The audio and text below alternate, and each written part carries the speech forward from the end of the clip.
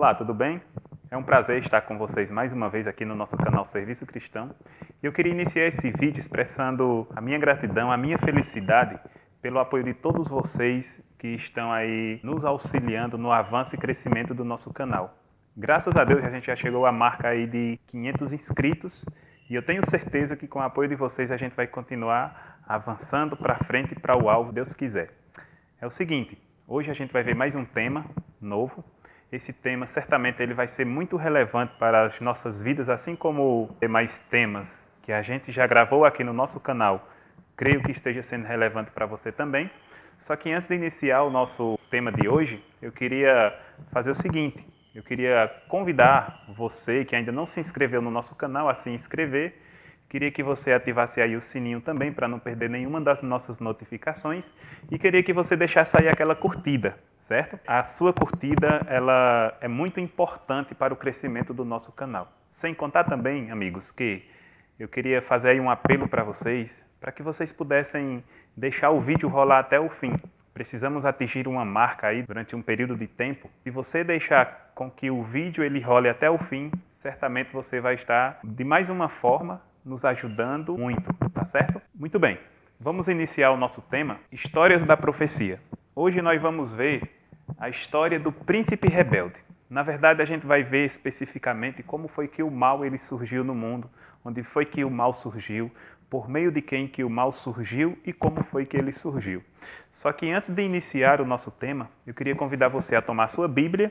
Eu já tenho aqui a minha. Se você não tem Bíblia aí, de repente você pode baixar um aplicativo de uma Bíblia no seu celular e eu vou te dar o mesmo conselho que eu dei no último vídeo. Ou seja, anota os textos que a gente vai ver aqui hoje e aí quando você finalizar esse vídeo, aí você vai lá e confere se os textos de fato estão em coerência. Eu tenho certeza que o Espírito de Deus vai te revelar muitas coisas importantes. E antes de iniciar o nosso tema de hoje, eu queria fazer uma oração com você.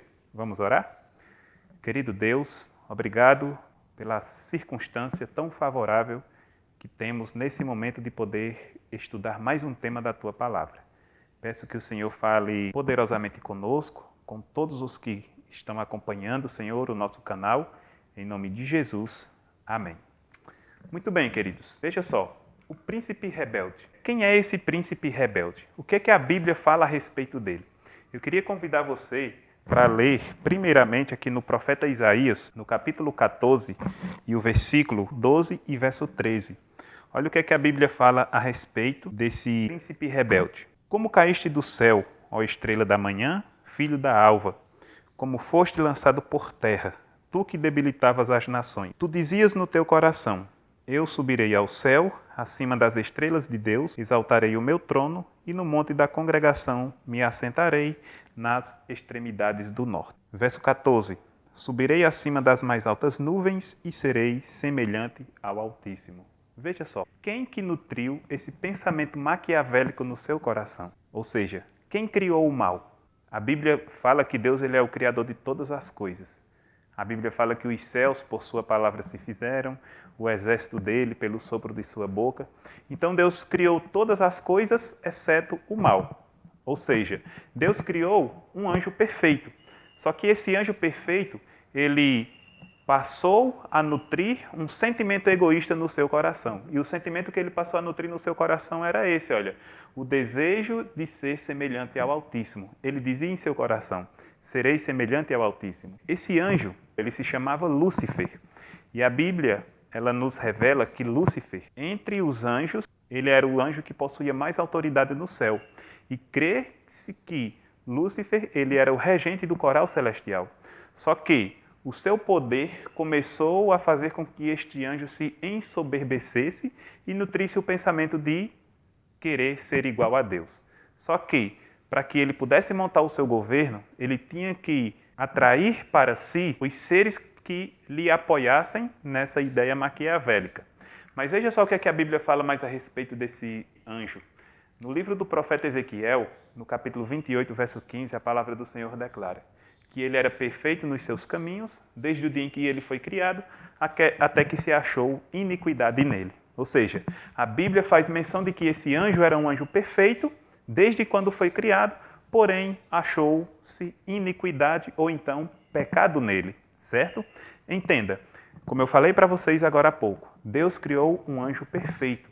Só que esse anjo, por conta da beleza, por conta de que andava no brilho das pedras, é isso que a Bíblia fala a respeito dele, por conta de que ele era perfeito nos seus caminhos, ele começou a nutrir orgulho em seu coração. E começou agora, segundo a palavra de Deus, a espalhar contendas no céu. Ele começou a semear no céu dúvidas a respeito de Deus, de suas leis que governavam toda a sua criação. E o que é que aconteceu? Como ele era especialista em espalhar dúvidas, muitos anjos lá no céu começaram a aderir às suas propostas maquiavélicas e muitos anjos começaram a deixar a Deus e se aliar a Satanás. Ou seja, o nome dele, que antes era Lúcifer, anjo de luz, portador de luz, passou a ser Satanás, que significa o adversário. Agora você pode estar se perguntando, ou em algum momento já deve ter se perguntado, mas por que é que Deus não destruiu esse anjo assim que ele se rebelou? Queridos, entenda, quando Deus criou os anjos, e a nós também, Deus nos criou como criaturas livres para escolhermos o caminho que nós devemos seguir. Deus não criou um robô. Deus criou criaturas livres que devem servi-lo por amor. Assim como um pai e uma mãe que, quando têm um filho, buscam educar essa criança da melhor forma possível para manter essa criança unida aos princípios que ela recebeu quando foi educada, ainda pequena, assim Deus faz conosco também. Só que quando nos tornamos entendidos, podemos seguir o caminho que bem entendermos, certo? Porque somos criaturas livres. Deus quer um serviço a Ele que lhe seja por amor, e não um serviço que lhe seja por obrigação, não um serviço que lhe seja prestado por conta de ameaças divinas. Deus não é arbitrário. A Bíblia fala que Deus é amor, e Ele nos criou criaturas livres. Então, o demônio começou a espalhar contendas no céu. E a Bíblia fala que aconteceu uma grande guerra no céu. No livro de Apocalipse, no capítulo 12, verso 7, a Bíblia fala que houve uma guerra no céu entre Miguel e os seus anjos, contra o dragão e os seus anjos. E a Bíblia fala mais, que o dragão e os seus anjos pelejaram contra Miguel. Nesse momento aqui, Jesus aparece como Miguel, certo? Miguel está se referindo a Jesus. Então, Jesus, ele trava uma guerra contra Satanás para que, através dessa guerra, seja decidido quem é que permanecerá no céu e quem vai ser expulso de lá. Só que a Bíblia fala que Satanás, ele teve que ser expulso do céu, pois ele não prevaleceu contra Jesus e os seus anjos. Então, a Bíblia fala, ali no livro do Apocalipse, no capítulo 12, verso 4, que a sua cauda arrastava a terça parte das estrelas do céu, as quais lançou para a terra. A cauda de quem? A cauda do dragão. Perceba, o dragão é um símbolo que a Bíblia atribui para se referir a Satanás. Então, Satanás conseguiu ludibriar, enganar, persuadir para se aliar a ele a terça parte dos anjos que havia no céu. Quando a Bíblia usa, no Apocalipse, usa-se o termo estrela, ela está se referindo a anjo. Veja só Apocalipse 12, verso 9, o que é que diz também. O dragão foi atirado para a terra, e com ele os seus anjos. Então, Apocalipse 12, verso 4 e 12, verso 9, fala que o demônio ele conseguiu a terça parte dos anjos que havia no céu, conseguiu aliar eles a si, e como eles não prevaleceram na guerra que houve no céu, a Bíblia fala que eles foram expulsos aqui para a terra. E então, essa guerra se deslocou aqui para a terra. E é por isso que hoje existe tanta maldade no mundo, existe tanta crise, existe tanta separação, filho contra pai, pai contra filho, por quê? Porque a Bíblia fala que Satanás ele veio para matar, roubar e destruir.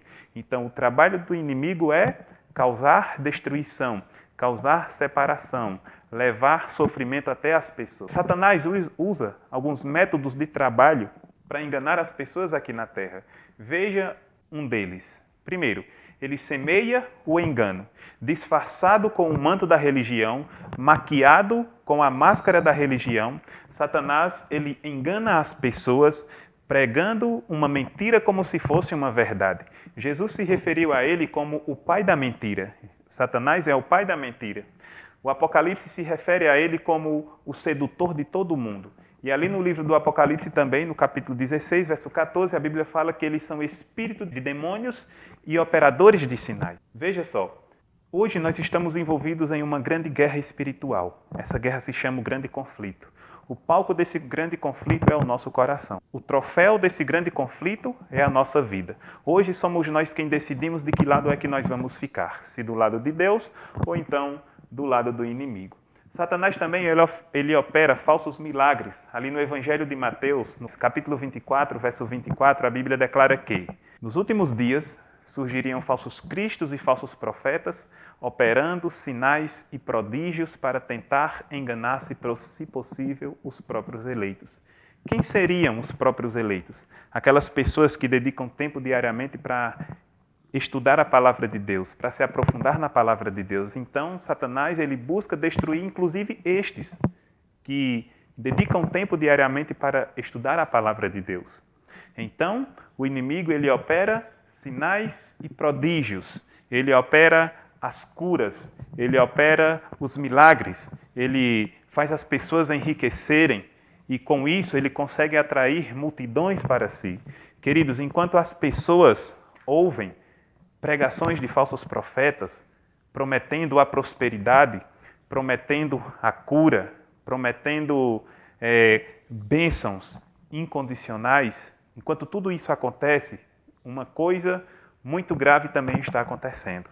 A palavra de Deus ela permanece fechada, porque o único livro que promete uma vida de riqueza indissolúvel, mas não nessa terra, e sim no céu, é a palavra de Deus. Então, quando Satanás ele faz promessas falsas a todas essas pessoas, através de falsos profetas, através de pessoas que distorcem a palavra de Deus, sabe o que ele consegue com isso? Ele consegue tirar da mente das pessoas que elas precisam se preparar para fazer parte da eternidade juntamente com Cristo. Satanás desenraiza essas pessoas do céu e elas vivem enraizadas aqui na terra, como se um dia o mundo nunca tivesse um fim e Jesus um dia não fosse voltar para buscar os seus filhos. Satanás ele é mais perigoso também, queridos, quando ele se disfarça como uma criatura espiritual. Afinal, ali no livro de 2 Coríntios, capítulo 11, 14 e 15, a Bíblia fala que ele se transforma em anjo de luz. Algumas imagens medievais que foram criadas no passado, elas tentam ilustrar como seria mais ou menos o perfil de Satanás. Como, por exemplo, a imagem de um pintor chamado de Fernando da Cruz. O demônio com pé de cabra, com chifre, com rabo com ponta de lança. Mas não é bem assim que Satanás se manifesta para as pessoas. Satanás se manifesta para as pessoas como um anjo de luz. Ele é um príncipe das trevas, mas ainda continua sendo um anjo, embora um anjo caído. E ele aparece para as pessoas como um anjo de luz e é aí que ele semeia o engano. Certo? Vamos adiantar. Olha só, Mateus, no capítulo 4, versos 5 e 6, fala sobre a tentação de Jesus. Eu queria deixar bem claro para você que Satanás ele é um especialista na Bíblia. Veja qual foi o método que ele usou para tentar a Jesus. Mateus 4, 5 e 6, a palavra de Deus declara. Então o diabo lhe disse, se és filho de Deus, atira-te abaixo, porque está escrito, aos seus anjos ordenará a teu respeito que te guardem. Então o inimigo ele usou a própria Bíblia para tentar fazer com que Jesus pecasse. Isso significa que o demônio é especialista na palavra de Deus. Apóstolo Tiago, ele tem um texto na sua carta que diz o seguinte, crês tu que Deus é um só? E ele responde, fazes bem, até os demônios creem e tremem. Então é por isso que eu falo para vocês, pegue a sua Bíblia, examine cada texto que nós estamos vendo aqui na gravação desses tempos, para que vocês se aprofundem, para que vocês guardem a palavra de Deus no coração, porque a Bíblia é considerada como um escudo.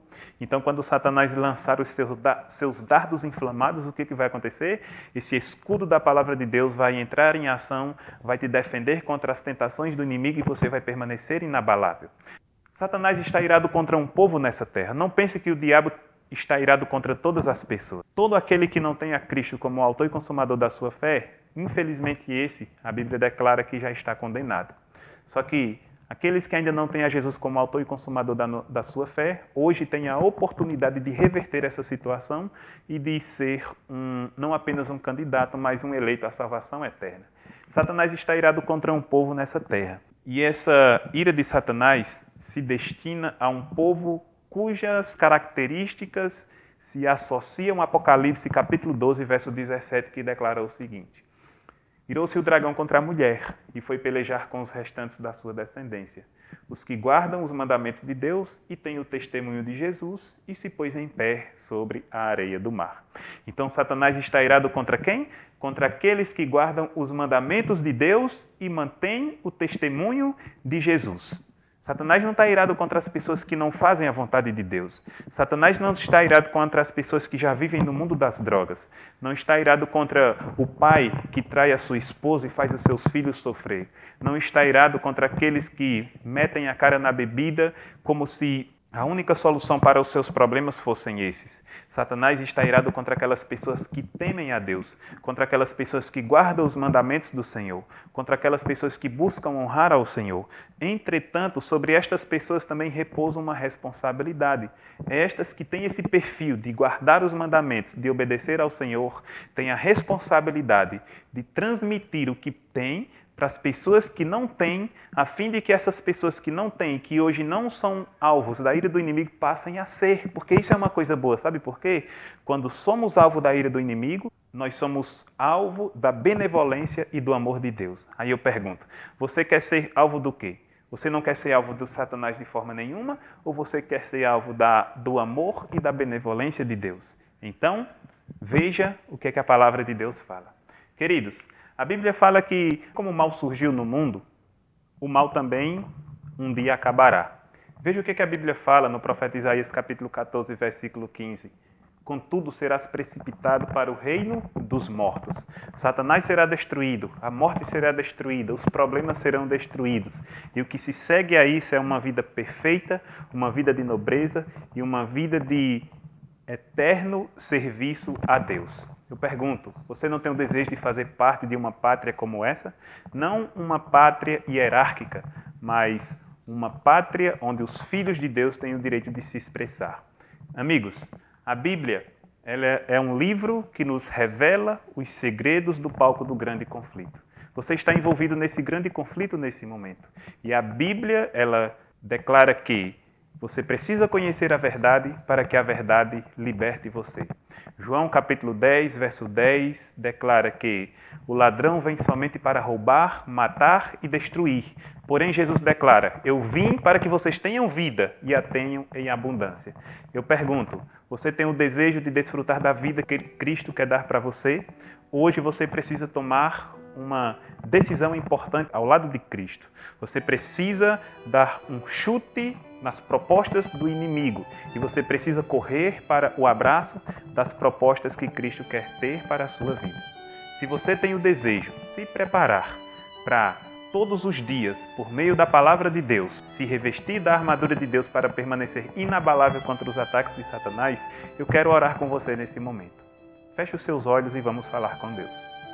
Obrigado, Senhor, porque assim como o mal surgiu, sabemos que o mal será finalizado. Assim como Satanás espalha as suas falsas promessas, Deus espalha as suas verdadeiras promessas. O Senhor tem um grande plano para as nossas vidas. Muito obrigado por tudo isso. Abençoe todos os amigos que visualizam este vídeo neste momento. Alcance a cada um segundo a tua graça e atenda a cada um de acordo com os problemas que eles possuem. Em nome de Jesus. Amém. Muito bem, chegamos ao final de mais um vídeo. Agradeço pela atenção de todos vocês, mas não esquece, se você ainda não se inscreveu no nosso canal, se inscreve, ativa o sininho, deixa a sua curtida lá e também segue lá a nossa página no Instagram. Vai estar aí na tela e segue lá o nosso perfil, curte lá as nossas postagens e você vai gostar muito do conteúdo que tem lá. Um grande abraço, valeu e até o próximo vídeo.